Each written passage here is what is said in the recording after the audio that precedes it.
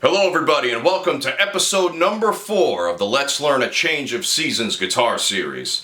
Today we will be covering every single note, every single time change, every single chord progression, and a full detailed musical analysis of The Darkest of Winters by Dream Theater. No funny business this time around. We got a lot of notes to cover. Let's get straight on into it.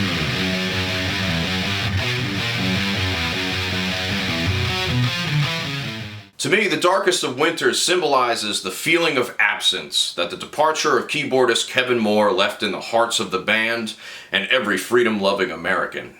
This part of the suite is what I would call a true Dream Theater moment.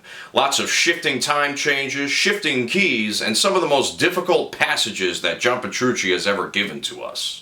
And one of the most important points is that the band completely shuns and ignores vocalist James LaBrie, forcing him into a dark closet backstage to be with his only remaining friend, his tambourine.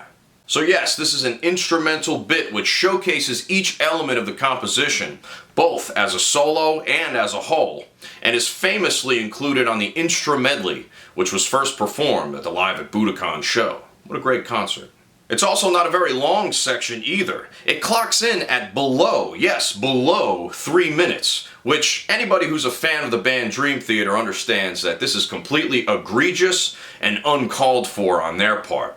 So without further ado, let's get into the first riff that kicks in right at that mark. The Darkest of Winters 5/4 riff in F-sharp Phrygian. Check this out.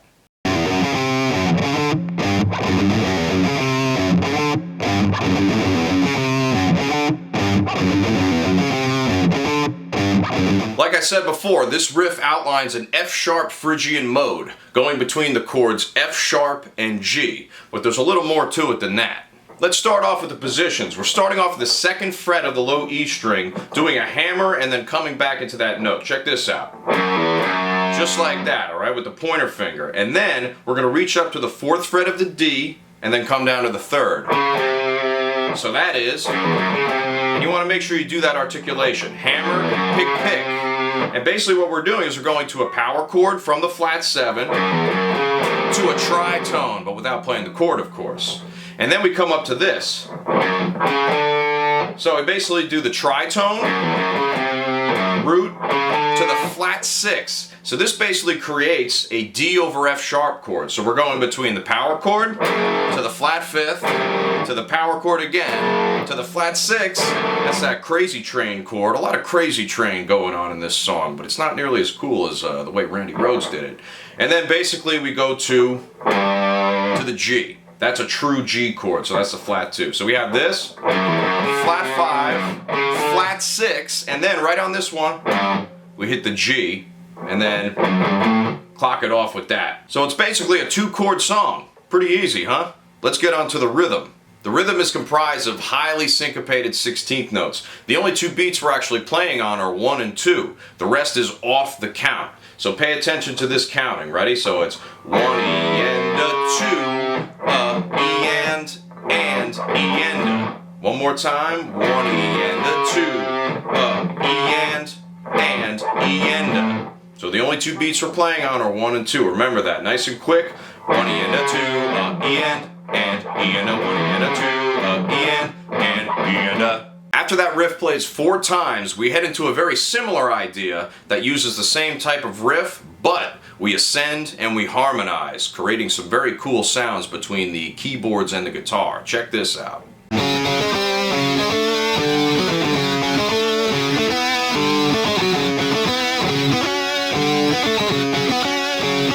The consistent harmonies that occur here are ascending perfect fifths between the synthesizer on the low part and the guitar on the high part. The first measure looks very similar to the last riff we played, but we're up on the 4th fret of the A string like this. Playing a little more freely, okay? But we're also changing up some of the variations as well. Check out the ending. The last 3 notes are completely different than what we were playing before. We're going like that. So, but always hitting on that flat 2 coming up at the end. These harmonies are just creating add 9 chords on top of the original root F sharp, so that's kind of cool. We move on to the second measure of this idea by ascending a little bit higher. So we're basically going up from the 6th to the 7th, and then from the 7th to the 4th to the G, with that C sharp still on the bottom. So right in position right there. And then we clock in with this. Say that middle finger sneaks into the 5th fret, and then we do this. That is a slightly different ending than what we had before. So the third measure goes yet even higher, going from the flat 7th to the root. So check this out. And notice a little bit of something about that 4th fret, a little bit of something about that 4th fret. I actually had to cut that short due to the fingering. Watch this. And that's actually like that within the song. So one more time, cut it down, and then back up to that same exact octave where we go flat 7 to root. Then we hit, of course, our flat 2, and then this at the end. So, and the fourth measure is basically the apex of this section. We reach the peak. It's just a measure of 4 though, okay? So we're not doing that little run at the end. So we play it like this. And that takes up the duration of the entire measure. Now, notice we go flat 7 to 1, and then 1 to flat 9. So we're ending on that extremely tense interval. And we're also driving the point home that this is on the Phrygian mode. So let's move through all of that, feeling out all of the 5/4 measures, there's 3 of them, and the last 4/4 measure like this. Ready? Measure of 5. Measure of 5. Again. Measure of 4. And we move on to that next part. Once we hit that final flat 9 dissonance at the very top, just like that, we head into a series of chords that act as a transition, which then goes into another series of chords on top of a pedal C sharp. Sounds like this.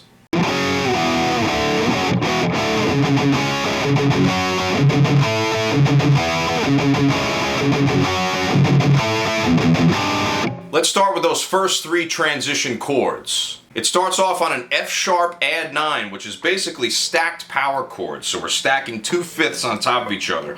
9th fret of the A, 11th fret of the D, 13th fret of the G, just like that.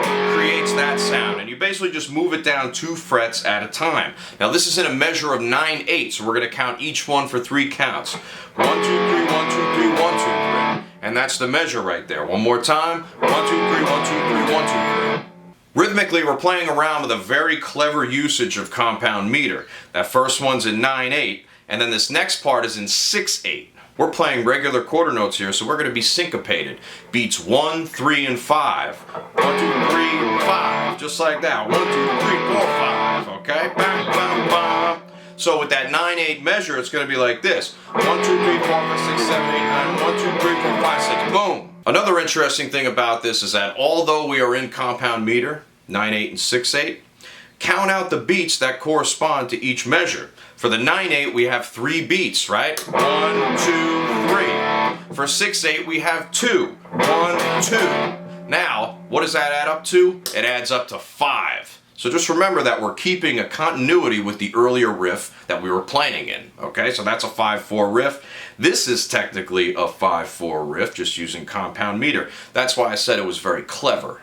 Now, although on the guitar we know the chords to be F sharp, add 9, E add 9, and D add 9, or the 1, flat 7, and flat 6, respectively, we don't really know what the function is until the bass starts to play. So let's listen to that.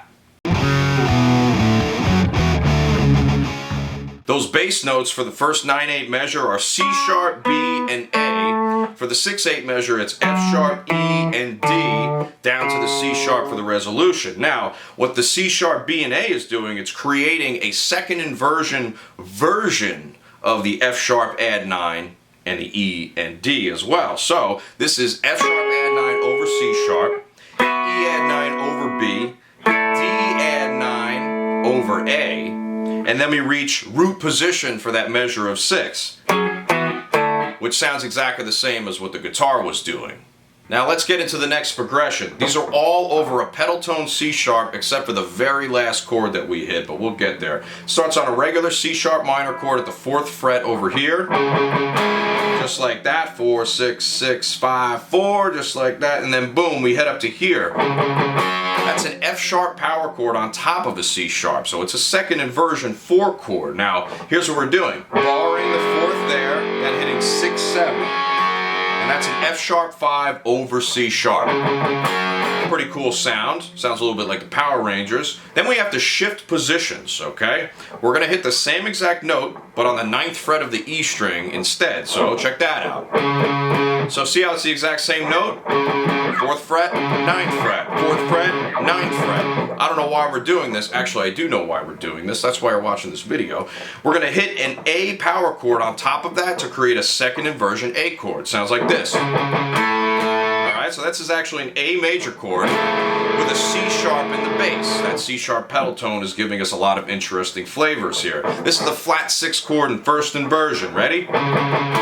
Pretty nice. Now this last chord is technically an E major on top of a C sharp, but anybody who is an adept will know that this is actually a C sharp minor 7. An E chord on top of a C sharp makes that chord. The repeat comes back around but ends a little bit differently this time. We have the first same 3 chords, C sharp, F sharp, A, then this. That's an E7 sharp 9, also known as the Jimi Hendrix chord, put right in the middle there. But we're not playing the entire thing. We're actually just playing the open E like this, triplet, and then hitting 6, 7, 8 fret-wise over here. Let me play all that slow for you. Ready?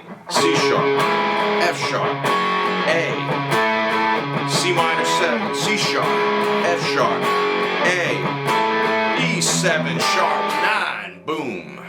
Derek Sherinian, the keyboardist, has a very cartoonish way of approaching this section. He's playing hard quarter notes with an organ. It almost sounds like an organ that came out of a carousel or some kind of circus. What a freak. Drummer Mike Portnoy really steals the show with this 6/8 section by only accenting beats 2 and 5 on his hi-hat, creating a very unruly and uneasy syncopation.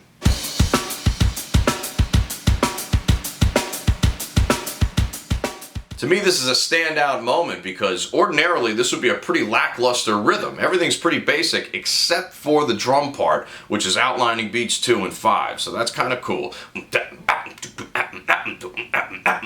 Otherwise, it would just be boo boo doo babadoo boo boo doo babadoo boo. We don't want that. We don't want that basic boo boo doo babadoo boo. We want like the guy from Chord. The rest of the band also stops on that last beat 6, leaving room for just the snare drum on beat 1. Ready? Watch this. That snare drum has so much more weight because everything else stops just before it. And it also leaves room for this nice big beefy slide that gets us into the next section.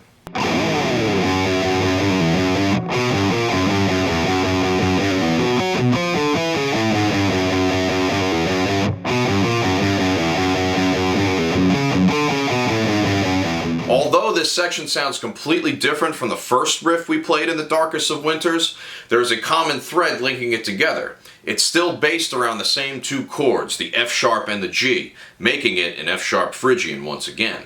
And just like the original riff, we start on the 2nd fret of the low E string, 4 in a row. 1, 2, 3, 4. Then we do this Phrygian pull-off. Alright, that's the flat 2, the root, and the flat 7, coming back to the root with that nice hard stop on the G right there, okay? So this is 1, 2, 3, 4, pull up. And then we have a little bit of a break, an itty-bitty break, a tiny, tiny break, and then we hit the 2nd fret of the A string like this, coming back down to the E string 3rd fret. So this is a G triad. Well, not really a triad, but it's the first 2 notes. Major 3rd, major 3rd, and then we come to the major 3rd of an F sharp. Alright, so all that together we have. Alright, so once again, just outlining the F sharp and the G major. While the first half of the riff stays consistent, the second half of the riff always has an alternate ending. Here's the first one. Start with that same 2-2-2-2. up to this. And we're basically combining now an F sharp, going right to a B. That's a B with the flatted fifth right there. So we have the second fret of the A, fourth fret of the D, back down to the A, and then the tritone right above. And then we hit the minor third of the B, which is on the fifth fret of that same string. And then we do this. We kind of come back into an F sharp minor 7 like this. Going down chromatically back to the root. So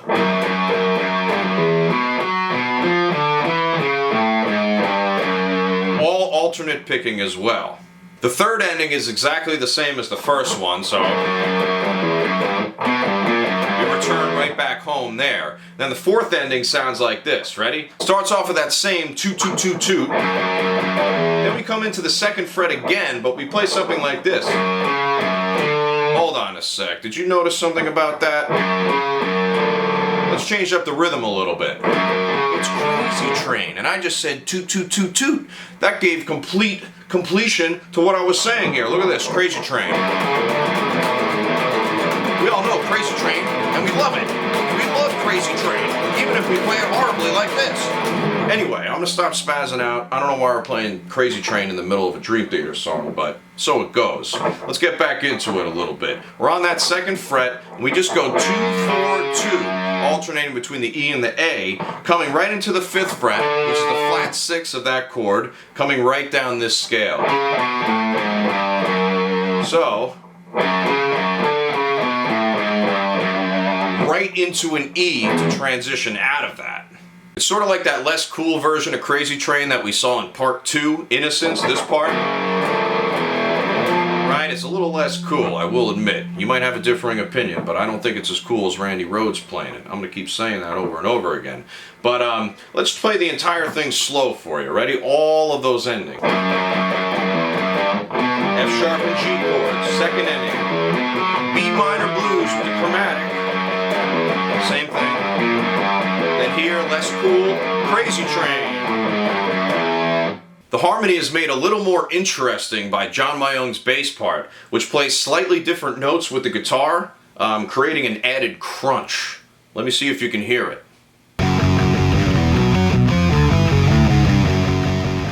John Myung plays this, creating this motion between the guitar and the bass. That's pretty evil sounding. Sounds like I'm swallowing a bag of rocks. I've said that before. The next riff that comes in happens right after the less cool Crazy Train part, with a hard modulation into the key of E minor for the organ solo on top. Check it out.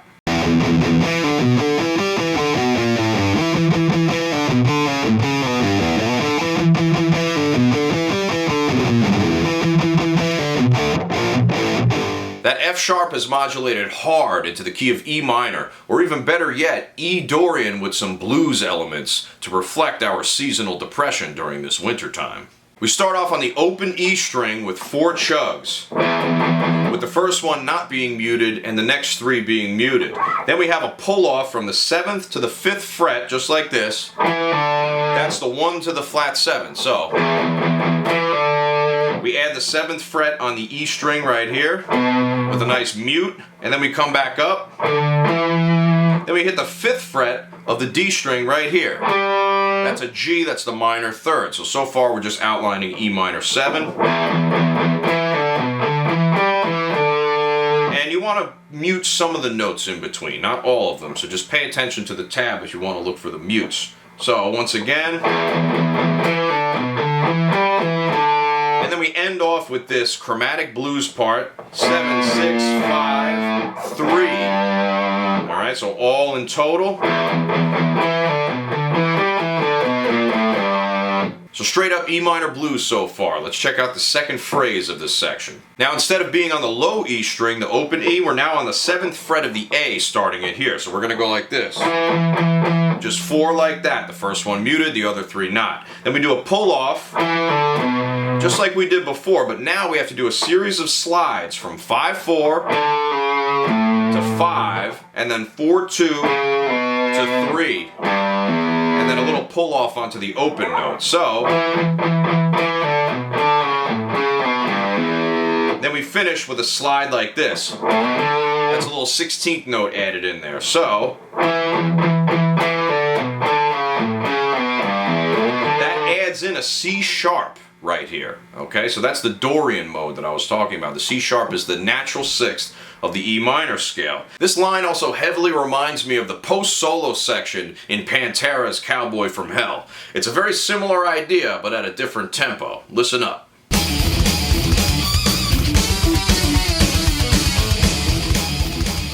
You see what I mean? If you increase the tempo a little bit, it gives you that vibe of playing the post-solo section of Cowboys from Hell. It also gives you a fucking goddamn dime bag in the middle of a goddamn A Change of Seasons Part 4 like Phil Anselmo and Rex Brown from Down.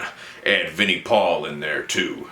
Alright, let's move on to the third phrase here. So, we have a very similar idea as the first phrase, but we're going to add a little variation at the end. So we're going to start off like this, 7/5, all the way through, and then once we come down there to the 5th fret of the A, you're going to do this fast blip, 7/6, just like that, and then 3 open. So that's a very diminished sound, okay? Because we're going right from the 5th to the flat 5th. Pretty demonic. And then the minor 3rd to the open. That is a diminished triad. Or better yet, it's the blues. Now, the ending goes like this. You see how I started it off exactly the same as the other ones, right? As soon as you hit that low 7th fret on the E string, we're going to hit 4 power chords that end in a syncopated manner. And we're going to go like this, basically. D power chord on the A string, 5th fret. B flat, so that's the flat 5. A, and then G. So, slowly, pretty cool, huh? Very, very, very bluesy sounding.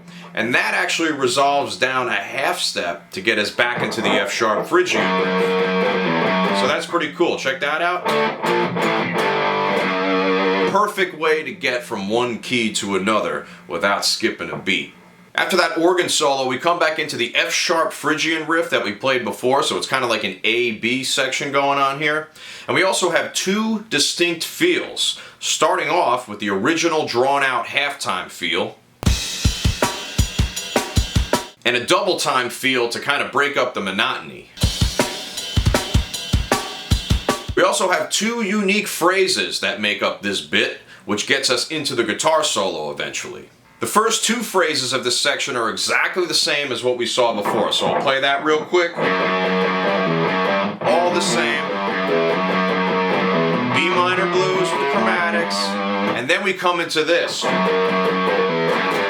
Really hard stop on that G, which isn't really uncommon so far, but we hit a totally different rhythm after the fact, going to the 2nd fret of the A like this, and that little hammer-on pull-off coming into the F sharp, so, and that's a little 16th note rhythm on there, and all of the band is basically playing in unison at that part, including the drums. And the last phrase throws a total curveball into the mix. Coming back to the 2nd fret, up an octave to the 4th fret of the D, to the 5th fret immediately after that. Now, the 5th fret is actually the downbeat of the next measure. Now, we're in 4/4 here, okay? I know it kind of sounds like we're mixing up the time signatures, but trust me, we are in 4/4.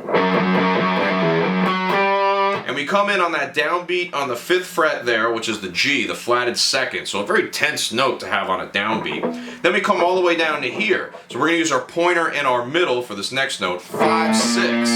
Now I'm not exactly sure what key we're in, but we are moving towards E minor. So we're actually adding some bluesy notes into this whole thing. Then after that we go 4/5 on the G. So we're skipping up 3 strings here. And then we skip down 2 and play 4, 5, 6, 7. 1, 2, 3, 4, 1. See how it's in 4/4 and not 5/4 like some of the tabs suggests? Here's that entire part, okay? Played nice and slowly. Watch, coming out of the organ solo.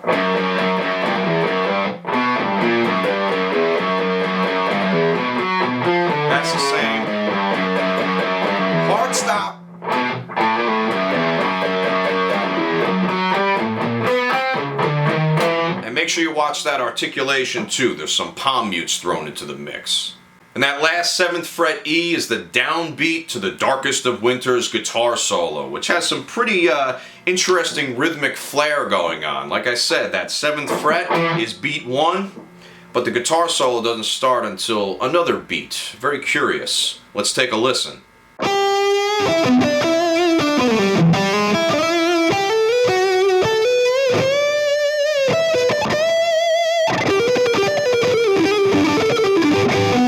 I'll begin by saying that this guitar solo is extremely bluesy, okay?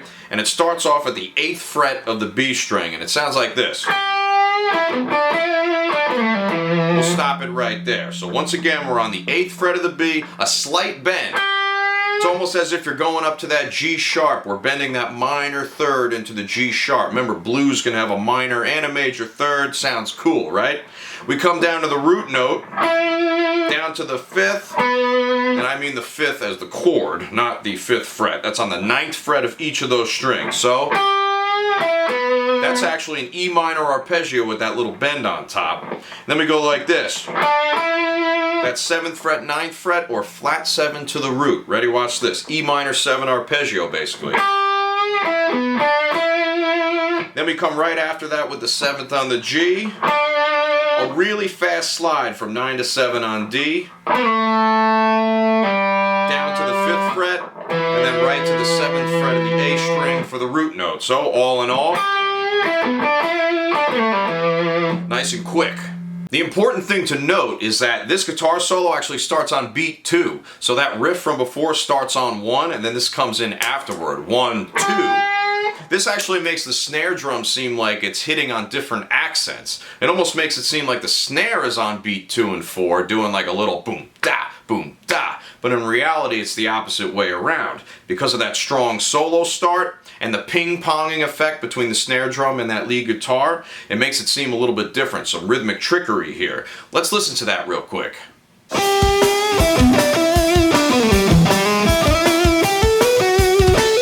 You see what I mean by that ping-pong effect? Listen to this. Ta! It seems like that's coming in on a different beat than it actually is, so don't let it fool you. Don't let these guys fool you. They're big-time tricksters. The second lick sounds like this.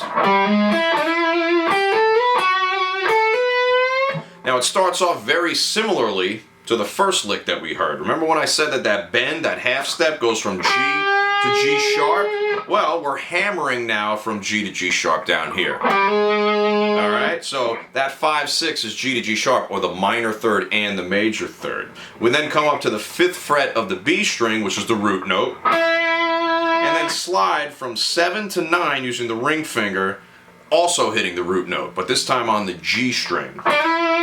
So we're going like that. Pretty nice sound, right? Very bluesy. And then we hit into this. So that's 8, 10, 12 on the B string. That's the flat 3rd, 4th, and 5th. So a nice little, not really a Mary Had a Little Lamb at all. I don't know what the hell I'm talking about. Anyway, forget about that. Flat 3rd, 4th, and 5th.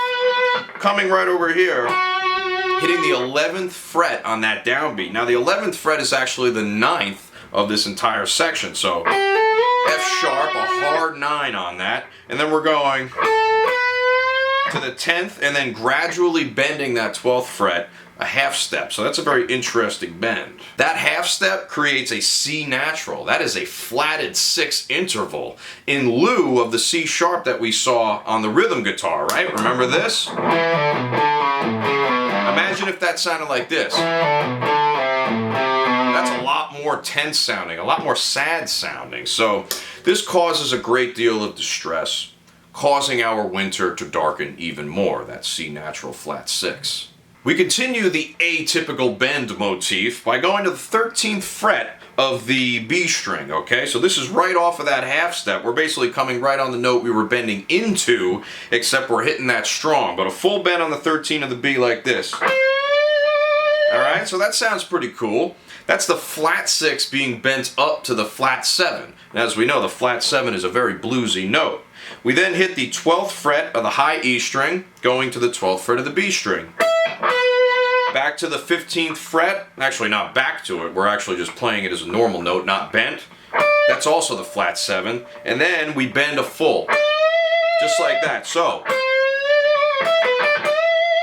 that's a pretty stereotypical sounding lick, but because we're starting on a flat 6 and bending a whole step into the flat 7, that's not really typical of anything either, of anything blues. It is typical of Dream Theater to do crazy shit like this, but not typical for B.B. King to be doing that. He's not going to be doing that. He's also dead, but rest in peace, B.B. King. So we're going to come up again. And right after that, we're going to hit into this very, very, very fast lick, all right? I'm going to play it slowly first. Watch.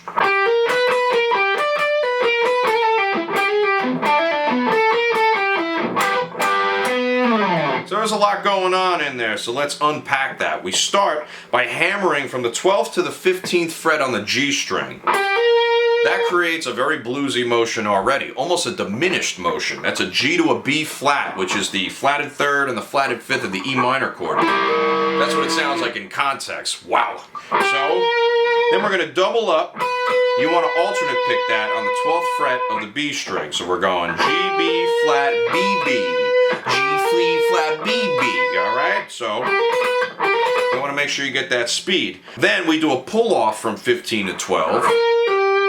Going in reverse, and then coming up to the 15th fret of the B string. So same 2 strings. So you want to make sure you do those pull-offs and the hammer-on at the right time so you can get those double picks in there. That's the whole idea. After that, we pull off from the 15th fret of the B string like this, and then hit the 15th fret of the G immediately after, back to the 12th. Okay, so right after that 12th fret, we have to do this barrage of fast notes. These are almost like 16th note triplets or maybe even 32nd notes, but they're very, very quick. You have to do this really fast slide and then into the 14th fret. So you're doing 14, 15, 14, 12. Pulling off, of course. This has got to be pretty much totally legato. 1 pick stroke and then 14th fret of the D string. The second one goes like this. So you're doing a hammer on the pull off from 12 to 13 back to 12. Now this is more of like an E major idea, but going between the minor and major 3rd. Remember, blues can have both. Okay, so the first 2. Then the 3rd one goes like this. Basically going with the same idea. So here's the 3 of those. And then we immediately have to do this. Okay, so that's going through the same notes that we slid and pulled off out of, the 14, 15, 14, 12, but we're using alternate picking to get through it now. And then doubling up on that 14th fret. So a lot of really fast notes we got to cram in there. And then we do this at the very end.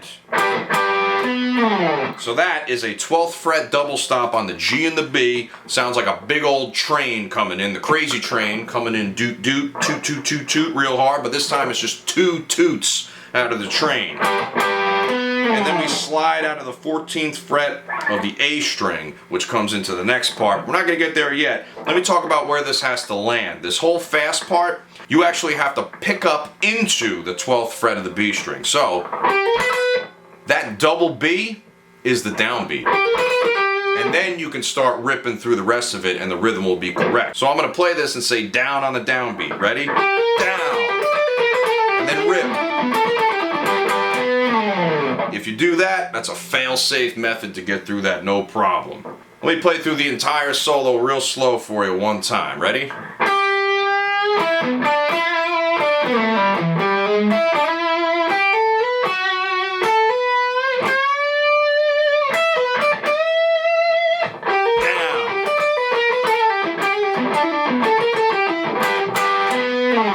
Not necessarily the most difficult guitar solo, but that rhythmic trickery at the beginning really kind of makes it tough to live.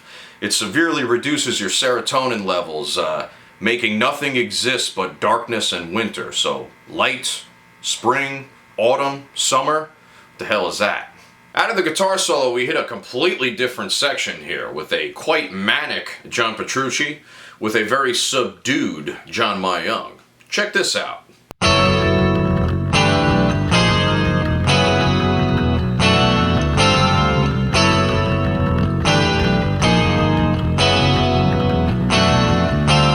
So even though the guitar part is completely different than the riff we were playing earlier, the bass is still playing the same F sharp riff from before, which is really awesome. I absolutely love the fact that he's doing that. But this just gives it a completely different context to the same exact idea. John Myung continues the F sharp Phrygian. John Petrucci comes up here to play these F sharp 11 chords, or not just F sharp, a lot of 11 chords. Let's check that out. So this guitar part shifts into wackadoo freedom jazz land, where we're basically playing a bunch of moving 11th chords like this within that particular rhythm. The same exact shape, just being moved around, okay? So we have 5 strings per chord, and we're starting on the A string, all right? And we're basically stacking up perfect fourths, so these are quartal voicings. A very quartal of you, my friend.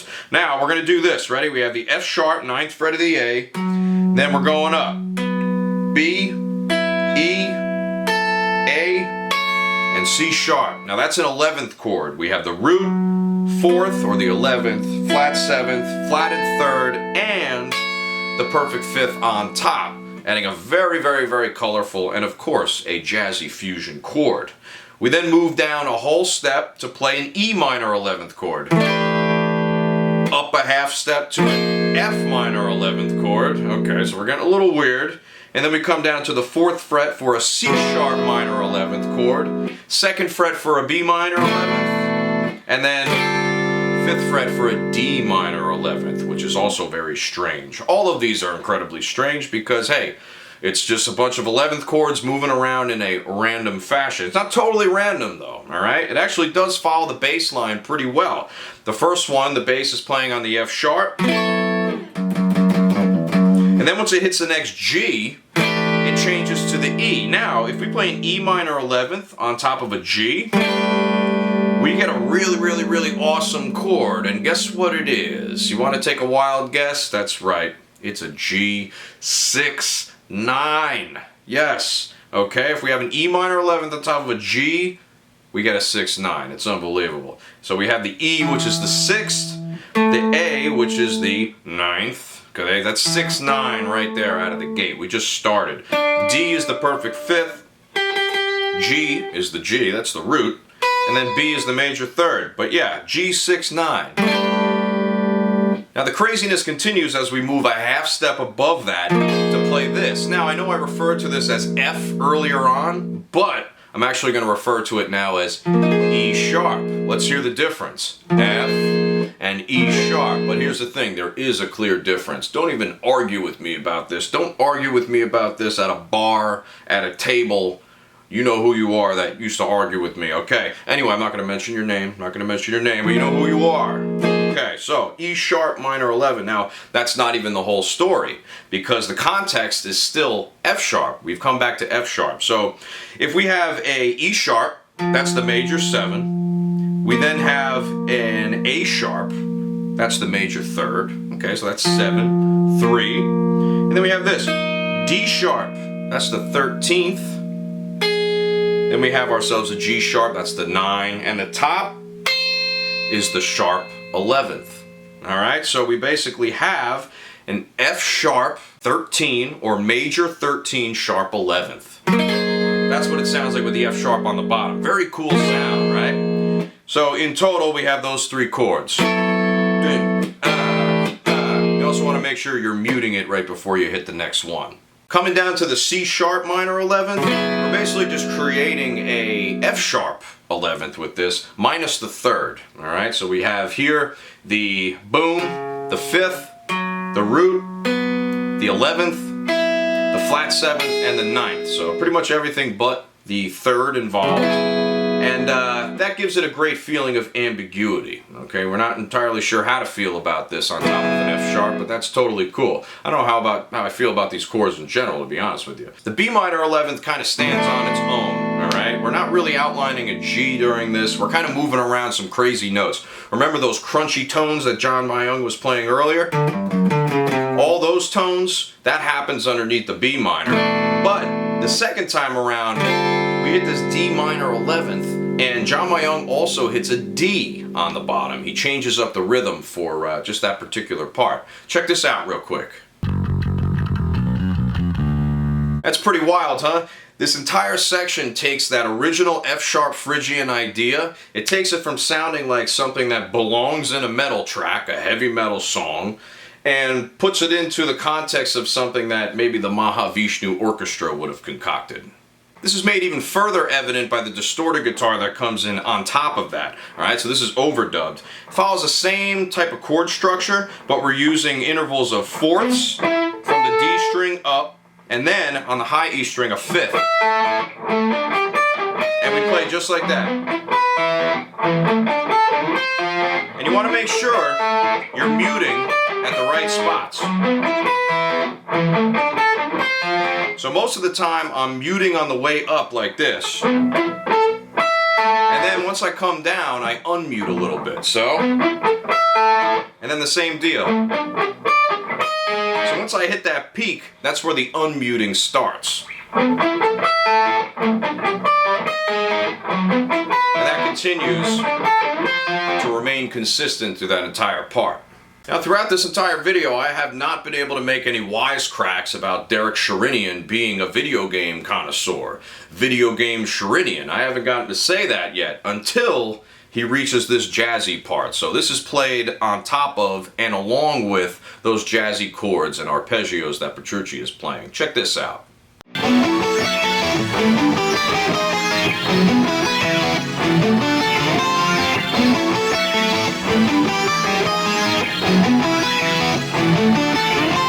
A video game Sherinian indeed. The next part follows a more power chord type of approach, okay? And we actually return back to the original idea way back at the beginning of the song. Now, it might not sound like it because it's a totally different application, but this is what Dream Theater does best. John Myung also continues to play the same riff over and over again, crying in the corner because he's just so gosh darn depressed.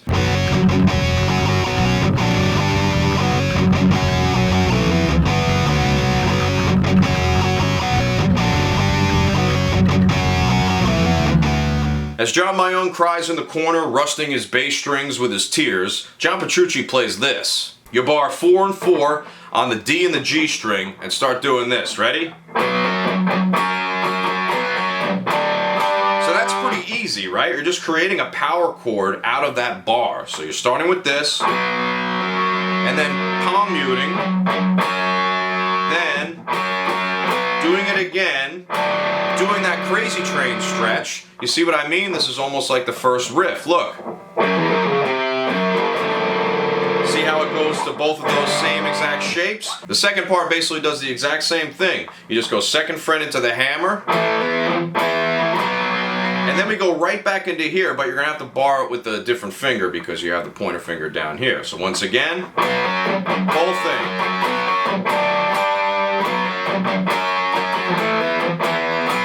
Those last two chords are E and a B. The second time around we play through the exact same way with the same rhythm, but with a crucial and critical difference within the drum part.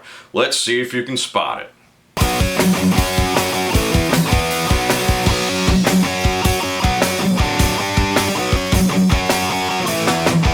Now Portnoy is basically playing 4 straight measures of 6/8 throughout that. Okay, so 4 times 6 gives us 24.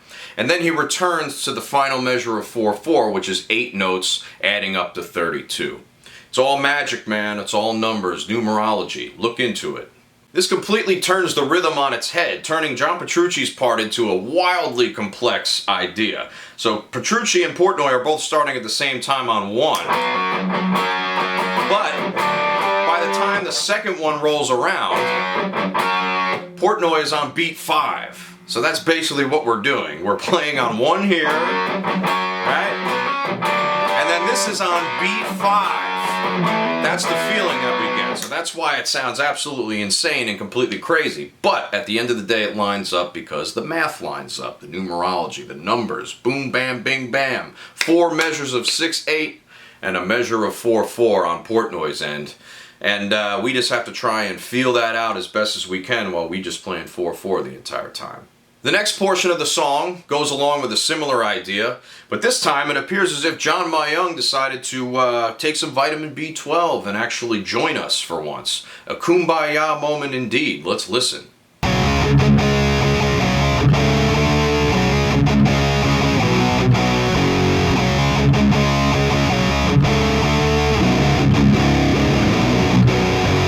Like I just said, this riff continues the same exact idea, but we are on the A and D string instead, so a C sharp position.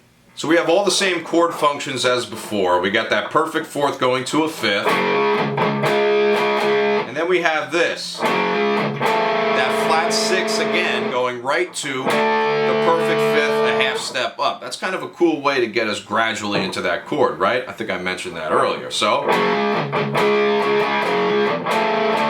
that creates a C sharp and an A over a C sharp, followed by a D, which is a flat 2, just like the G is the flat 2 to the F sharp. Coming with the second part on the second fret, just like before, like this, hammer to 4, and of course playing that perfect fourth on the 4 and 4, A and D. Now this is highly characteristic of John Petrucci's playing, and just his sense of harmonics, okay? So we basically, a lot of the times I'm listening to John Petrucci, and he uses very small versions of chords to color in the top of the function. So I find this to be very interesting. Instead of playing a straight up F sharp power chord, he's playing just the two notes, the top two notes, instead of doing this. I always found that to be pretty cool. Now it's all good in the hood, but the next part changes stuff around slightly. Not really slightly, we actually have to use the 7th string of our guitar for this next part. Starts off exactly the same like this. The very last time we have to head down to the 2nd fret of the low B now, and we do the same hammer on. That's also a C sharp. Let's take a moment to appreciate the heaviness down below. I think my bowels just got kicked loose a little bit. And then this one's even heavier. We go to the B right here and we go. And here we're going to hammer from the open to the 2nd fret of both the E and A strings with the addition of the B string on the bottom. So, and then we hit a true F sharp power chord on the bottom. So I guess the F sharp power chord is now cool. And that brings us into quite possibly one of the most difficult moments of any song you will ever learn. This is the most intense section of The Darkest of Winters, and it's also famously included on the Instru Medley. I'm sure you're all very familiar with that. Let's hear it.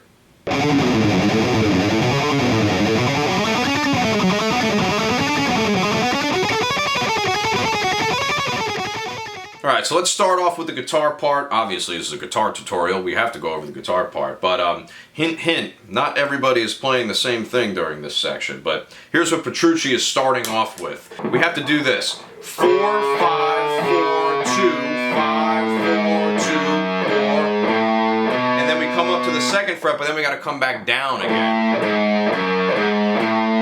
And then do the same thing to repeat it.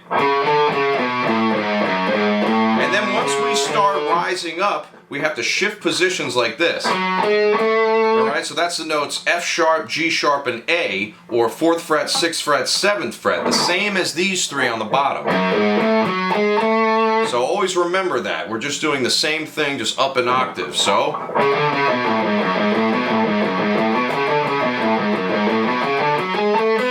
And then of course don't forget about that lonely 4th fret on the G string there. So it's all straight 16ths, and you want to make sure you keep your forearm nice and stiff the entire time. Just kind of karate chop the pick on the angle here. We then come into a middle voicing of the exact same C sharp Phrygian idea like this. C sharp D, C sharp B, A, G sharp, F sharp. And then back up, down, we come back up. And then we do the same thing. Look. We have to compensate for the tuning difference by shifting 3 frets over instead of 2. Remember we did this? That was only 2 frets, now we're here. Okay, so look, 3 frets difference, but the same notes. F sharp, G sharp, A. F sharp, G sharp, A. Boom, bam. And of course, ending on the 7th fret there. Let's get that slow.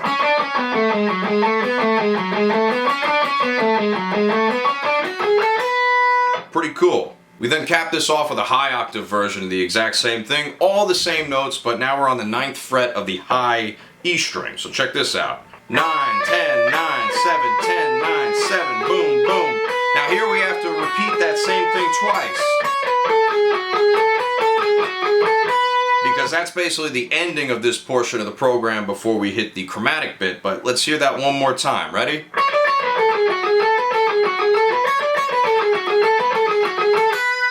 play the exact same thing 2 times and we'll be okay. See, there's no string for us to skip to because we ran out of strings on the guitar. Maybe we need an 8-string guitar. Maybe we need a 9-string guitar. How many strings do we need? Let me know. So let me do all of that for you, starting all the way at the low octave. Ready? 1, 2, 3, and...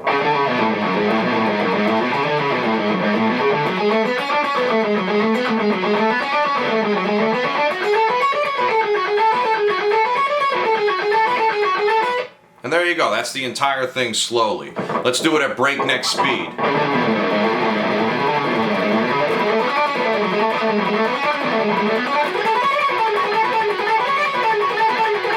The bass and the keyboard both do very different things. So let's start off with the basis, the heartbeats, the low part, the John Myung. Everything about this is soulful and loving. So let's get down to it. Listen to the bass part of this C-sharp Phrygian section.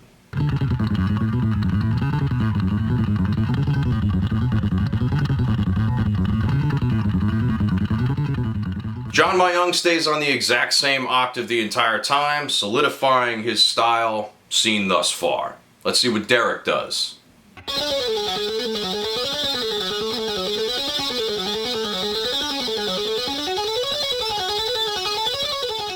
Derek decides that he's only going to repeat the first octave he plays twice and then move up to a second octave. So this is kind of interesting. We're actually creating 3 separate octaves as it moves along. But John Petrucci's the only one playing all 3 spanning the entire range. Let's hear everybody together so you can see what I mean.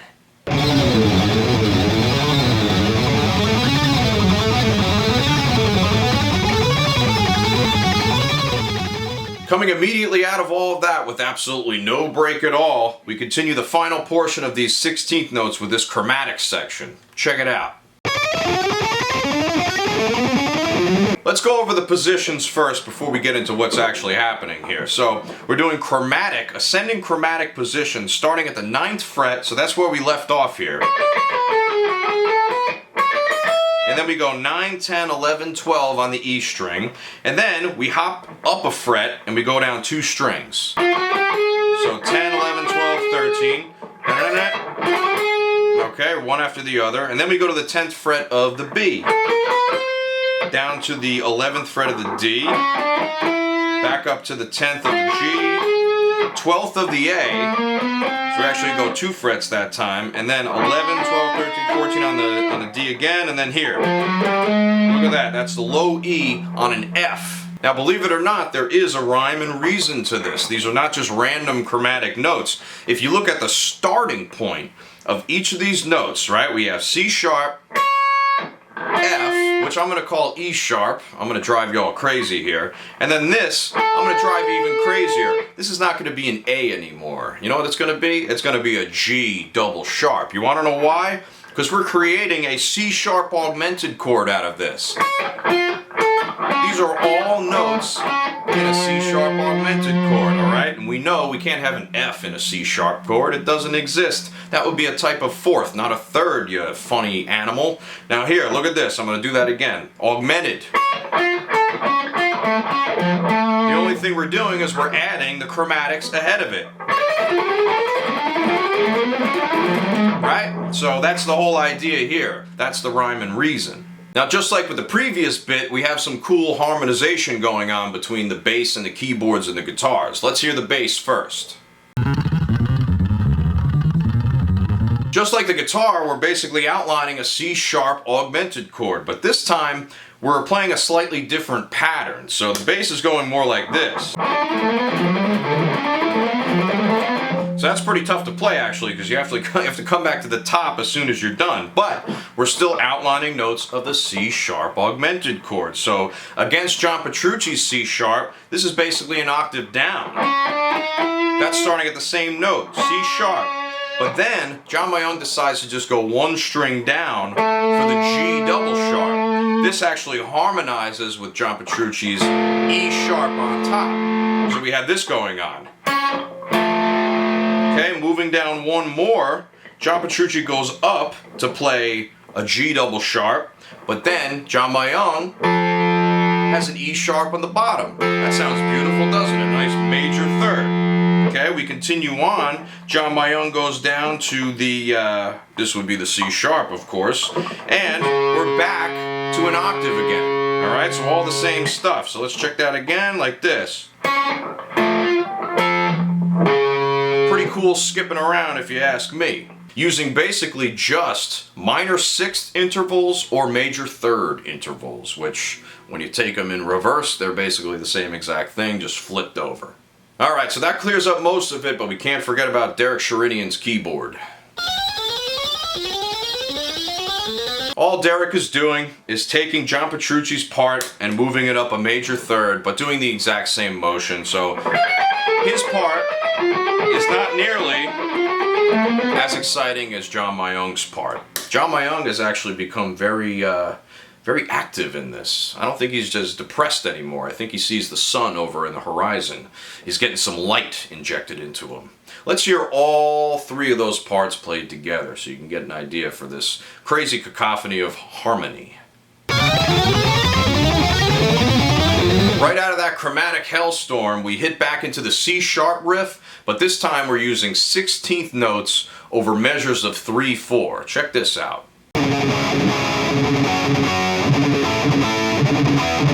We use those same voicings from before on top of that pedal C sharp. Remember this part?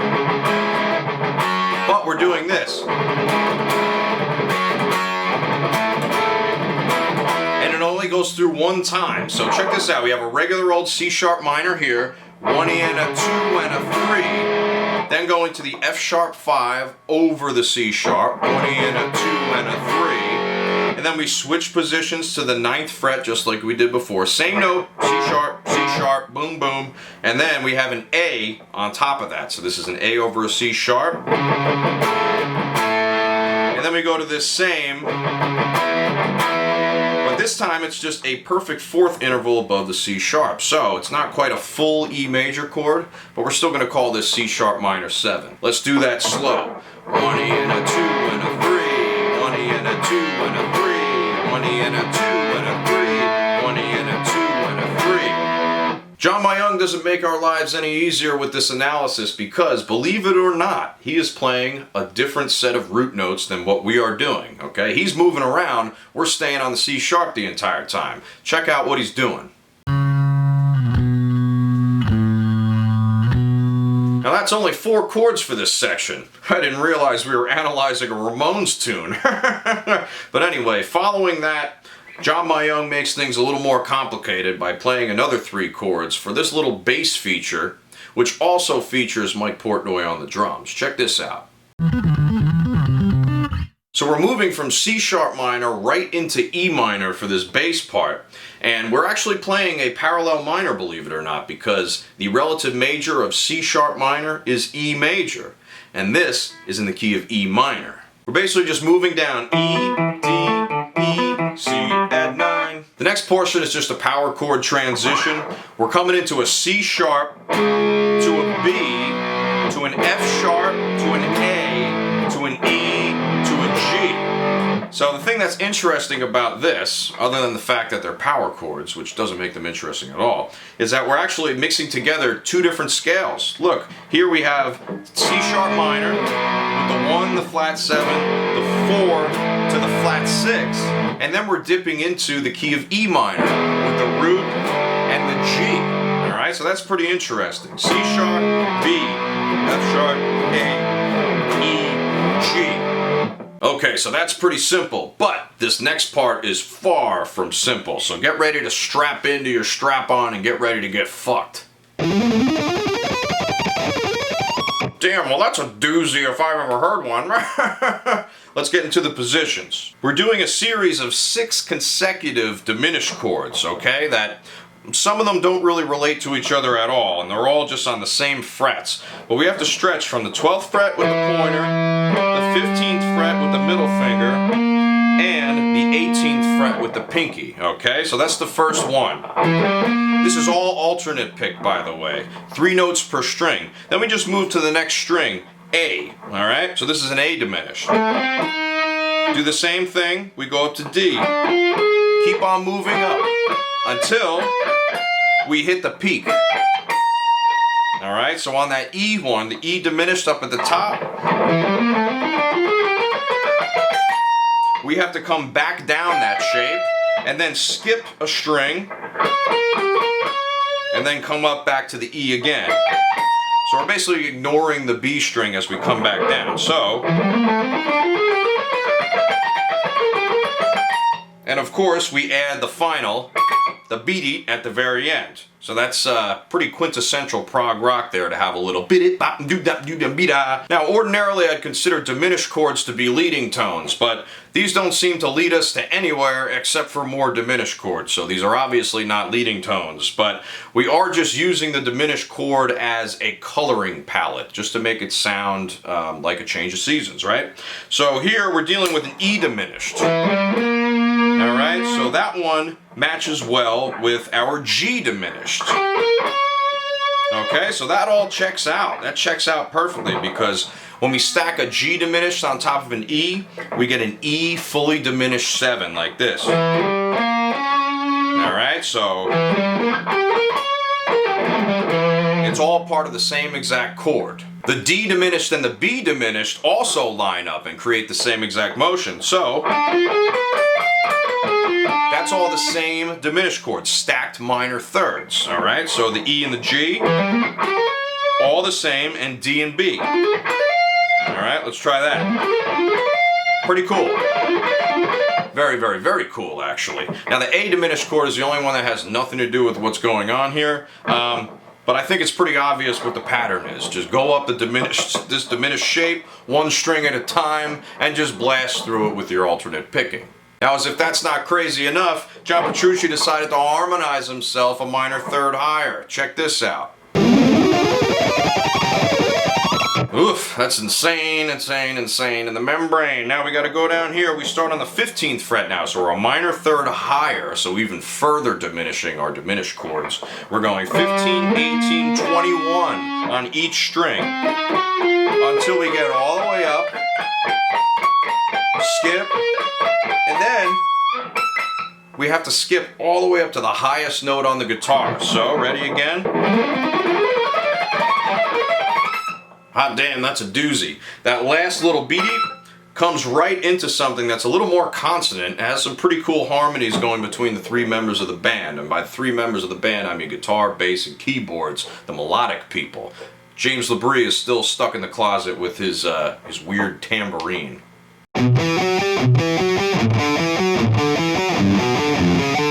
We start this whole thing off with an E minor 9 shape. We're starting on the 5th of the E minor chord, which is a B, at the 7th fret of the E string, and then we're coming up to the 7th of the E, which is the root, 9th fret, which is the 9th, cool enough, and that's the flat 3rd, which is on the 10th fret. So we're going like this.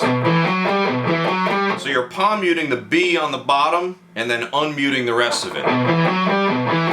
Now you can alternate pick this, you can down pick this, whichever makes it easier and gets that articulation out. The next chord goes down to a D position like this. 1, 2, 3, 1, 2, 3. It's basically Mary Had a Little Lamb, but in a different order. So from the E minor 9 down to D major 9, or an add 9. Those two shapes played by Petrucci are very well complemented by Derek Sherinian's part, which is a minor third higher. So take a listen to this.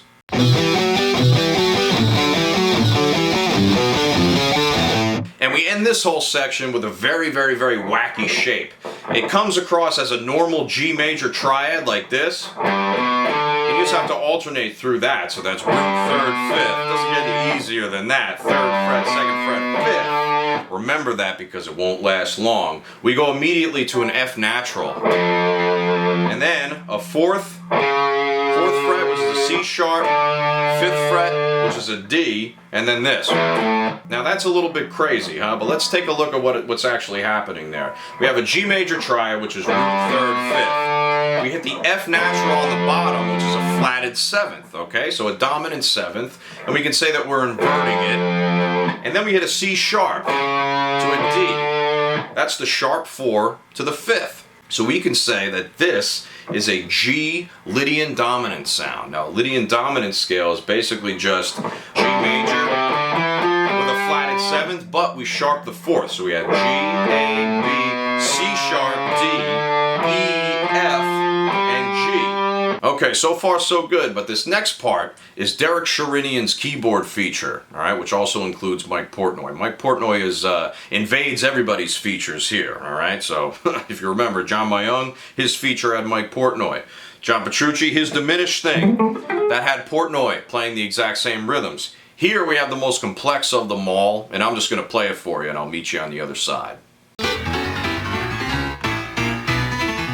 It's like a John Bonham fill mixed with some 60s soul chromaticism and capped off with a sound you might hear on an early 1990s PC as it turns on and off. You know what I'm talking about. Now, this is going to have to wait for another video to go more in depth. Let's move on before we actually get hurt here.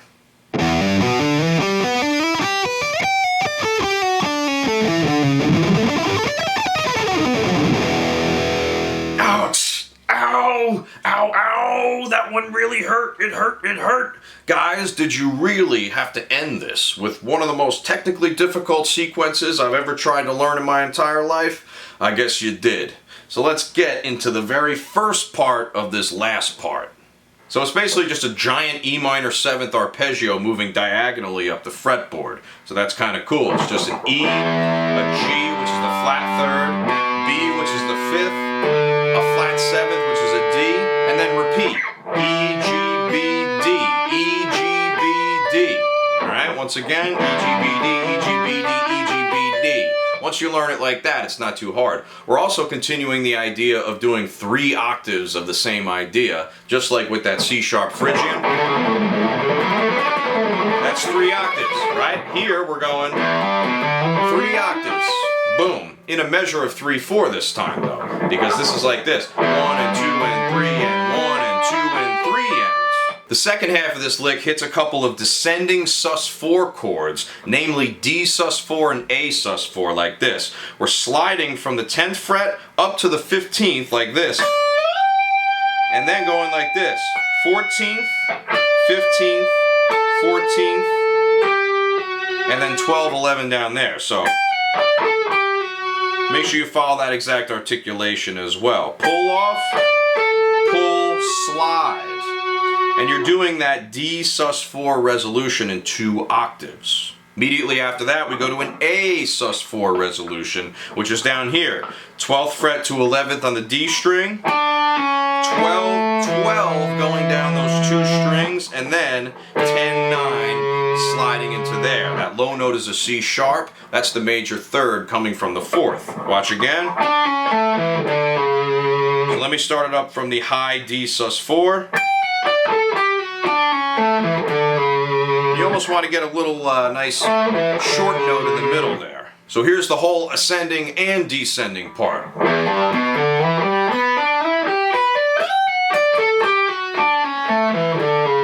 And of course, coming down, you want to do pull-offs wherever you can. Pull-offs and slides wherever you can. Keep that legato feel going the entire time.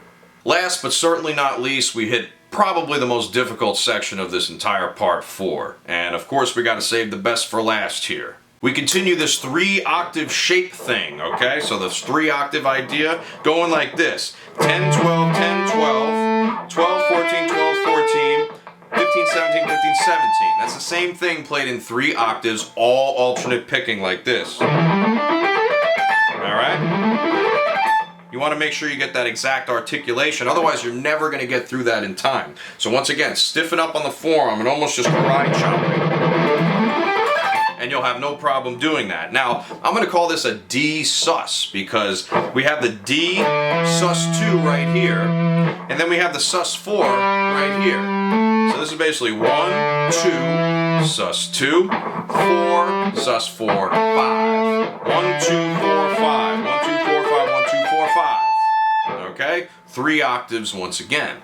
The very last part descends 3 octaves down a B7 shape. So 3 B7 arpeggios right in a row, the same sort of theme. Now we're starting up at the 14th fret of the high E string, going like this: 14, 11, 12, 10. Alright, so that's going perfect 5th, major 3rd, roots, flat 7. And once again, okay, alternate picking every single one of these. We hop down an octave. Look, F sharp to F sharp. That time we have 11, 8, same 4 notes, F sharp, D sharp, B, A, or B dominant 7th, okay? Then we hop down another octave like this. That's the 9th fret, 6th fret, 7, 5. All the way from the top. Alright, nice and quick. Alright, you gotta make sure that you get through all of that. Let's play all those notes. Ready? From the D. And then we finally end on an E minor chord, but I'm not gonna get there yet. We actually have some harmony stuff to deal with here. There's a chord progression that goes over that entire section that we just went over.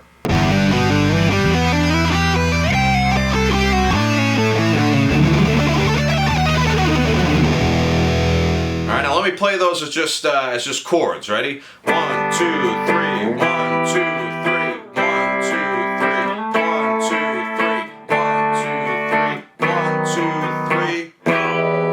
And we're finally into another world. That kind of sounds like a Beatles song, right? 1, 2, 3, 1, 2, 3, 1, 2, 3.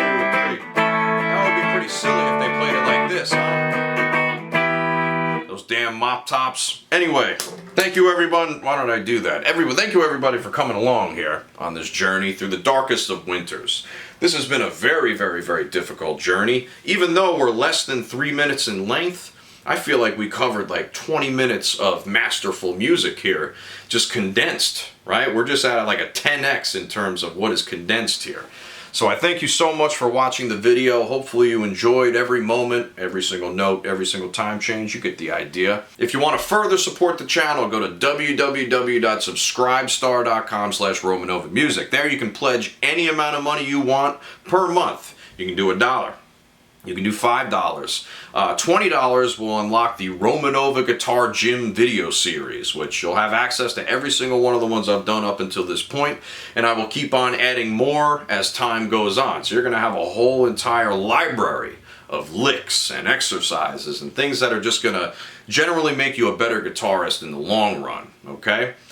You can also go to my website, www.romanovamusic.com, and you could sign up for lessons. I do private lessons and where we can learn theory, we can learn all sorts of good stuff. You can buy my music. I have original music by my bands No More Pain, Shadowbox, and The Mason Ray. I've written a lot of music over the years. I plan on writing more as well. And you can also leave a tip on my PayPal tip jar. So that's a lot of options, and any little bit helps. Honestly, $1 is perfectly fine. If that's all you can give, then that's great. Every little bit really helps this channel move along. It helps me stay motivated, and it helps me really to, be able to sustain this, okay? All right, everybody. Thanks so much, and I'll see you on part 5 in another world.